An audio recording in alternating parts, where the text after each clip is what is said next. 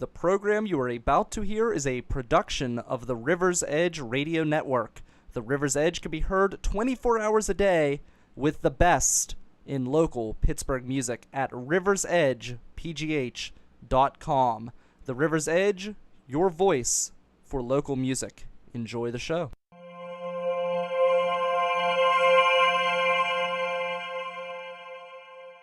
Get your weekly weather forecast every Monday morning on River Talk at 6 a.m. with me, meteorologist Heather Nevels, broadcasting from Millville Studios on the River's Edge Radio Network. My current guest is the founder of Heavy Metal Monessen. It's now Heavy Metal Monessen 3, Saturday, April 23rd at the Monessen City Park Amphitheater. 3 years. Still going strong. Zach Fehl, the station manager of WCAL, across the table from me.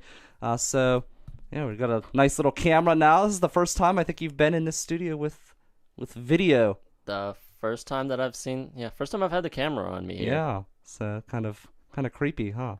It's not creepy. I just get really odd on video. Kind of see yourself. You can see yourself in the video as we're recording. So.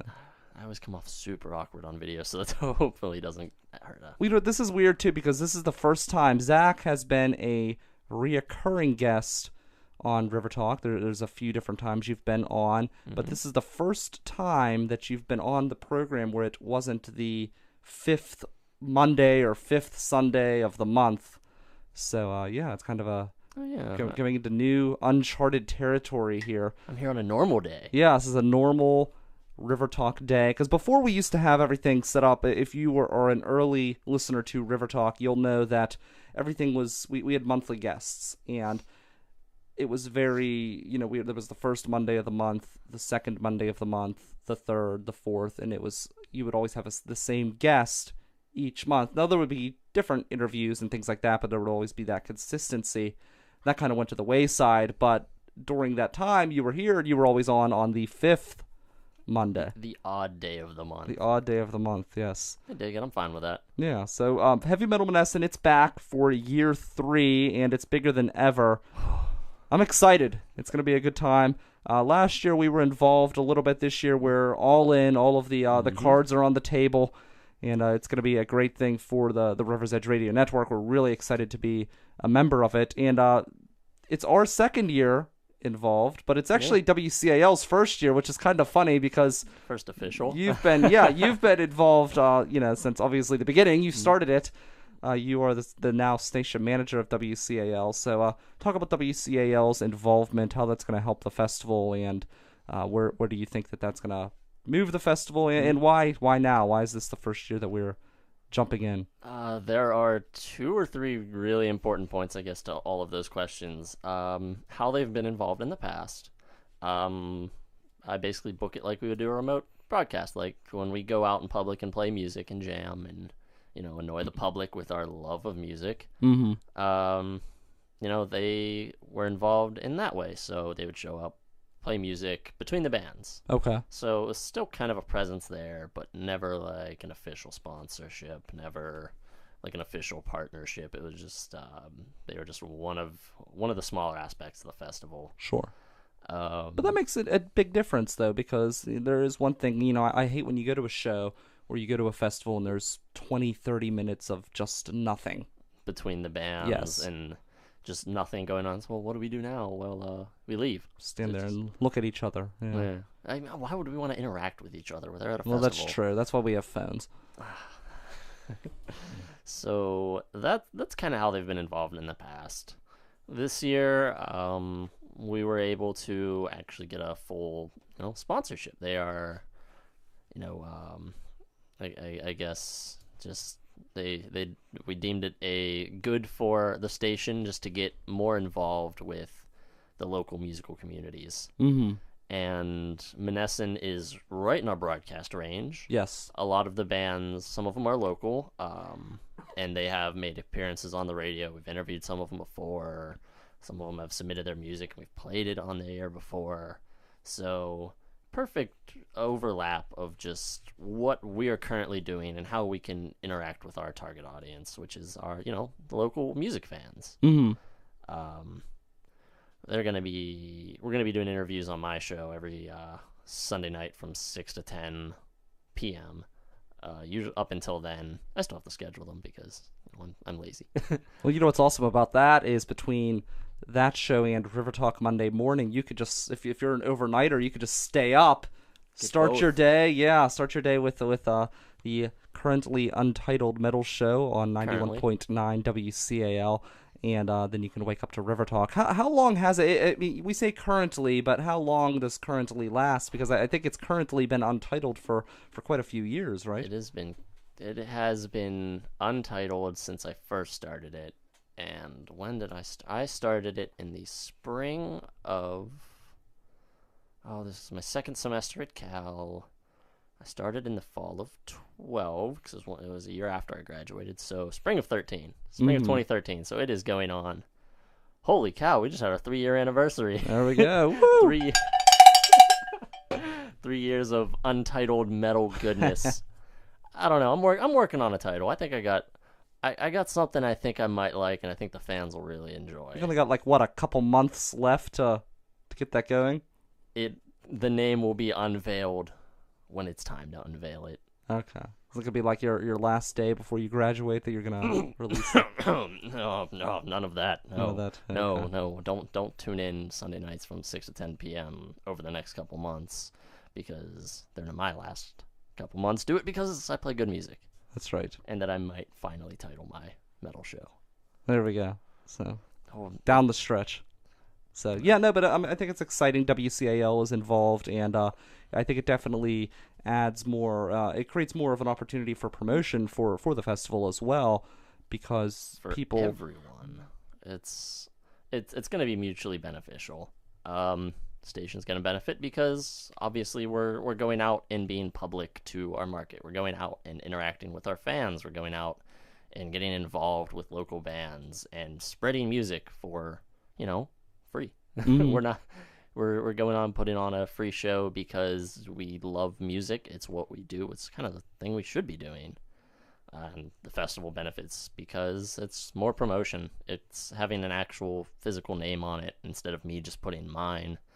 As much as I love to talk myself up, mm-hmm. I would much rather be working behind the scenes than letting the organization take the credit, I guess, as it goes.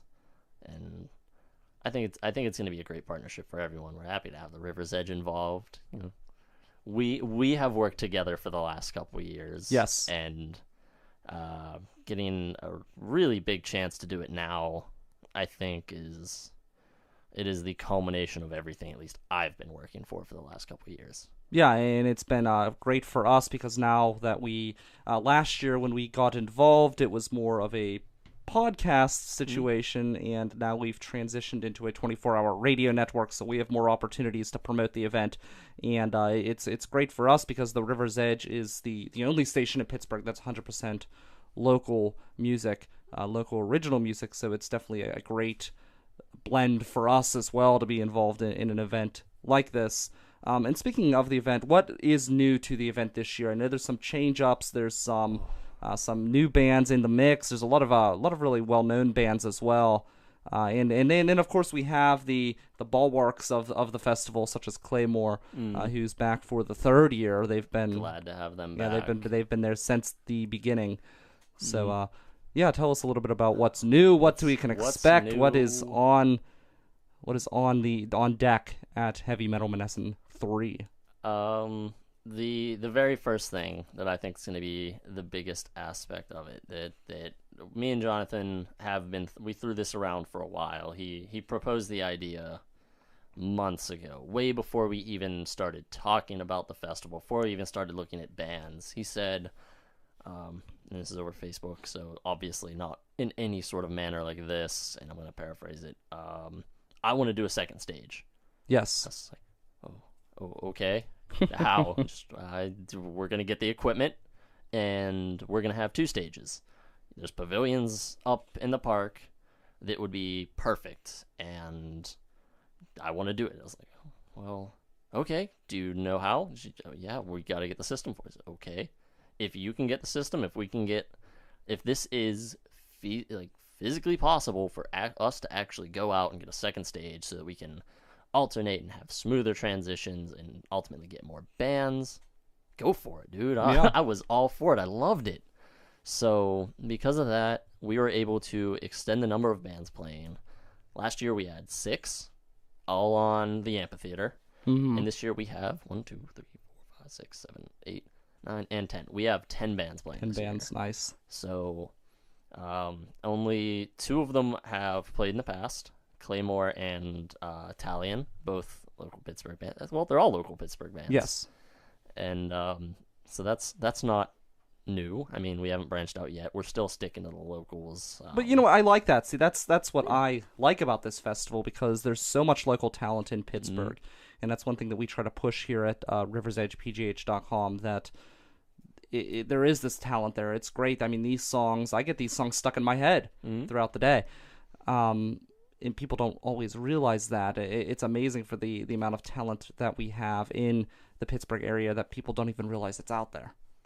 I don't think I realized it either until, I don't know, maybe last year. Why when is we had that? the festival going on. Why is it so hard to find? Because I feel like if you're looking at all, it's just in your face.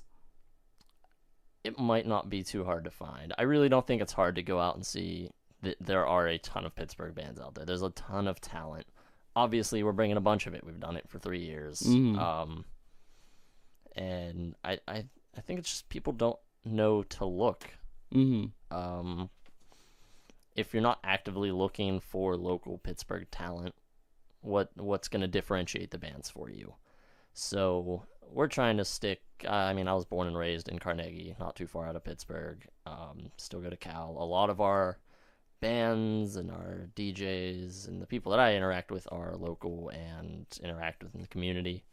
And it I don't know, kind of seemed like a no-brainer. Let's highlight what we have here. Sure. We're a little bit out of the way. We're about an hour out of the city, but let's bring that talent to us. It's right down 79, though. It's not hard to get to. It's for those of you who live in the city who were on the fence about going down, just get in your car and drive down 79. It's what, a half-hour drive without traffic? I mean, it's not bad. I don't know the actual math. The way I drive, it's a half hour. The way you drive. The way most Pittsburghers drive. Yeah, it's not bad. And honestly, going down south of the city, it's one of the nicer drives, as long as you can get through the 4 pit tunnels, which that may sway some people just in and of itself. But if you can get through the 4 pit tunnels, it's a straight shot down 79, then you hit 79 to 70 and you're there. How would I do it? If I was leaving from home, I'd take 79 towards Washington. Yeah. There you jump on 70. Don't take 51. I cannot advocate taking 51. No, we're 79, yeah. So 79 to 70, and 70 will run you straight there. Yeah. That'll take you right to the Monessen exit. It's 2 highways. It's an easy drive. Yeah, and it's an easy drive. It's a pleasurable drive. So you can actually. I would not give it that, but it's a pleasurable drive. You put on your salesman hat here. I'm trying to help you out. It's a pleasurable drive. It's a great Saturday morning driving down to Monessen. Beautiful trees, beautiful highway, open roads. If the weather this year is like it was last year, it was, I don't know, a nice 70, not overcast, not too sunny. We had tons of trees for for our own shade. I mean, it's a beautiful amphitheater. And I will put my salesman hat on. I'm not going to lie to the people out there. I don't like driving on 70, but, it's not the worst. It is not definitely the worst. Not the worst. So Zach Fehl of 91.9 WCAL and founder of Heavy Metal Monessen, going into Heavy Metal Monessen 3, Saturday, April 23rd at the Monessen City Park Amphitheater. Who's performing at the event? This year, we have, as our headliners, recently signed, just started touring. So they got signed to Revival Recordings. We have Cabaret Runaway. If I'm correct, they're a part of the network already. We're working on it. Working on it. All right. Well, you'll get a chance when we see them. Yeah. They're interested. We just have to get together. The problem with this network is we have to meet everybody, so it's sometimes it takes a little bit longer. Been working with those guys for a while. Kyle Pertel and Andrew Dinger, the guitarist and frontman, respectively, both went to Cal. They both graduated through their commercial tech a commercial music technology degree, and so I knew them as students. We were friends at college, and we wanted to get them to play last year, and it was 2 days before the announcement. We were all ready to go. Flyer was made, ready to announce on like a Friday, and we were getting ready to announce on the Sunday. I was back at home on work on Friday, and I get a very unfortunate text message that they had a member of the band leave. Oh, wow. 2 days before we were going to announce. I'm just like, oh, God, what do we do? We have everything else set up. But fortunately, things have been working out, and, we're glad to have them on. They just finished their first U.S. tour with Alisana, and I wrestled a bear once last November. So super happy to have them on board. A bunch of other Pittsburgh either growing or good bands. We have Solar Burn. They're very instrumental. Very instrumental. Which I like. We saw them at the Hard Rock. We did, and actually I just was talking to one of their band members. His name escapes me at the moment, but apparently that was the only time they've ever played there. Huh. So we actually saw an original that exclusive. night. Yeah, an exclusive at the Hard Rock. But no, and I love that because there's so many bands, like, not that I'm anti-vocals, I'm not, but there's so much you could do with instrumentation that is just abandoned in a lot of music today. So I'd like to see a band that sometimes that'll embrace that a little bit, and I think that's one of the cool things about them. Solar Burns, they're a lot of fun. They're very cool. They put on a great performance. Definitely better live than recorded, which I like. That is one of the biggest compliments I think I can give a band, when I can say that their live music and their live performance and their live sound transcends what they have gotten down recorded. But to me, that's a compliment coming from me. We then have, as we mentioned earlier, Claymore. They're coming back for their third time. They were our headliners the first year when we were just kind of putting our feet in the water, just getting, how does one music festival, how does one book show? I had no clue. I had absolutely no idea what I was doing, and I still kind of don't, but keep that under wraps. But glad to have them back. You seem to muddle your way through. So. Yeah. I keep everyone in the loop. I try my best. I do as good as a college student can. You do a pretty good job. I like to think so. But having them back, they've gone through a couple lineup changes recently. Their original bassist Jesse, graduated college and got an adult job. I think he was like an engineer or something. He was going for engineering. Wow. Yeah, he had prospects above being in a band, but they're going to be coming back. Glad to have them on. They're always good live. I just saw them. They performed at a Battle of the Bands at Cal maybe 2-3 weeks ago. Okay, it was a lot of fun. Good seeing them out, at least playing again now that they've got a new bassist and can do shows. Then we've mentioned Jonathan. He's coming to play with another one of his bands this year, Only Flesh. Dirty, nasty punk metal. It's hard to describe. Some people need to cover their eyes watching Only Flesh. It's really good music. If very you entertaining. Might need to. They put on a great live show. If you're a big fan of Rob Zombie and the shock rock theatrics. If you're a big fan of gory horror, yes, then Only Flesh would be a good band to check out. If you're a fan of gore, I'm keeping them. They've got a couple restrictions if they play, because I personally do not like blood and skewers. I am squeamish. The metalhead, yeah, but there are some things that we've approved that. I don't know. I hate the idea of telling a band, no, you can't do that. But doing a family festival, trying to keep things somewhat reasonable, and I will not clean up blood.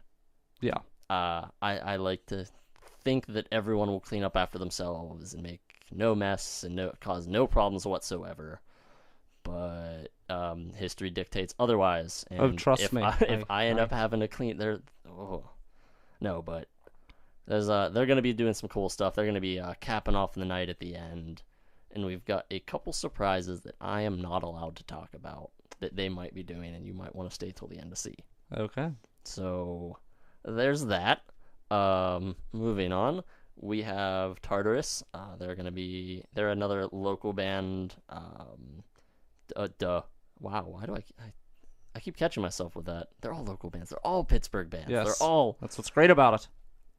The marketer in me. I'm trying to describe things, and I'm realizing that descriptor works for all of them. Okay. Tartarus, definitely one of the heavier ones on the group, on the billing. They are, and I don't expect you to exactly know what this means, but for anyone out there, they're kind of like a black and death metal band. Mm-hmm. If you're familiar with like Behemoth, things along those lines. Very cool. We had they have a connection to Cal U too. Their drummer Brian Smith also graduated from Cal U with a CMT degree, and one of his bands played last year. He played with the opener Kill Orion. Okay, nice. And when Jonathan and his band, the Existential Gentlemen, went on to play, we needed a sound guy. I was panicking, like, who's gonna do sound when our sound guy's playing? Went over to him. I was like, hey, what degree did you get from Cal? I know you graduated. Music, CMT. Yes, good. Can you run sound? Cool, get on the board. We need you. And worked out great, and super glad his other band's able to come play this year. So Tartarus is going to be cool. I've not gotten to see them yet, but they have a album release show coming up. Oh, and it escapes me. It is this month. It is later this month. It is, I want to say like the 23rd or the 26th. Mm-hmm.